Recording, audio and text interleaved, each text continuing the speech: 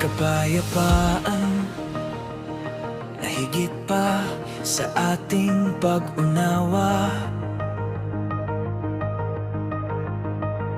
Yan ang sinasabi ng salita ng Diyos sa Filipos 4:6-7.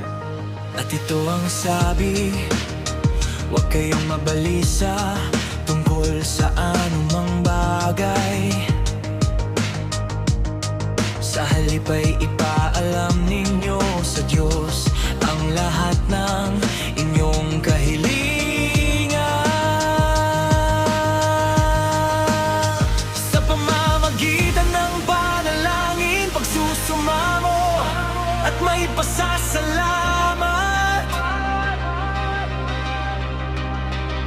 at ang kapayapaan ng Diyos na hindi kayang abutin ang pag-iisip ng tao, ang siyang mag-iingat sa inyong puso at pag-iisip sa pamamagitan ni Kristo Jesus.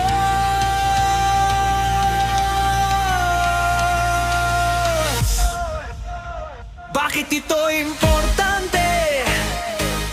Well, una sa lahat ay dahil sa dami ng tao, karamihan sa atin ay walang kapayapaan, at lahat tayo ay nangangailangan nito. Napakarami nating kaguluhan at pagkabalisa. Napakarami nating pagkakabahala at pagkabigo.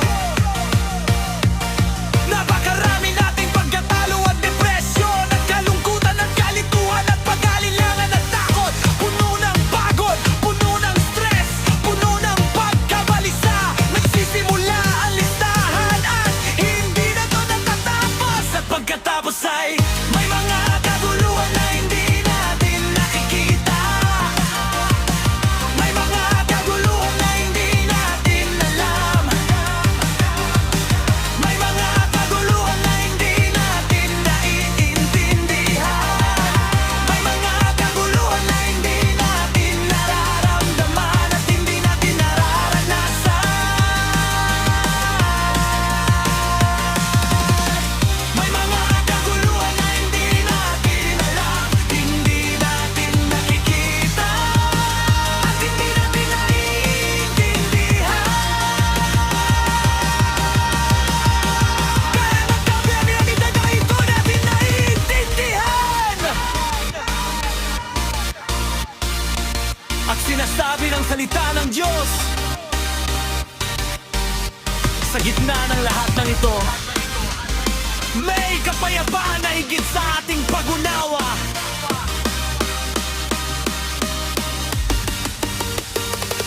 At mayroong ilang tao na nagtataka at sinasabi,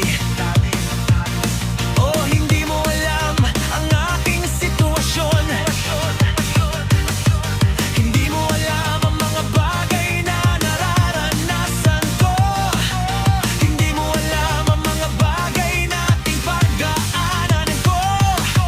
Hindi mo alam ang mga sakit at bigat-bigat kabiguan at mga paghihirap at kahirapan na kinaranasan. Hindi mo alam ang mga problema at kinakalarap ko, ang mga bagay na kinakaharap ko, ang mga laban na kinakaharap ko, ang mga halimaw na kinakalaban ko. Hindi mo alam, hindi mo naiintindihan ang mga pagkabalisa na mayroon ako, ang mga pagkatalo na naranasan ko, ang mga depression na meron ako, ang mga kalungkutan na dinaranas ko, ang mga pag-aalinlangan na nararanasan ko, at ang mga takot na kinakaharap ko. Hindi mo naiintindihan.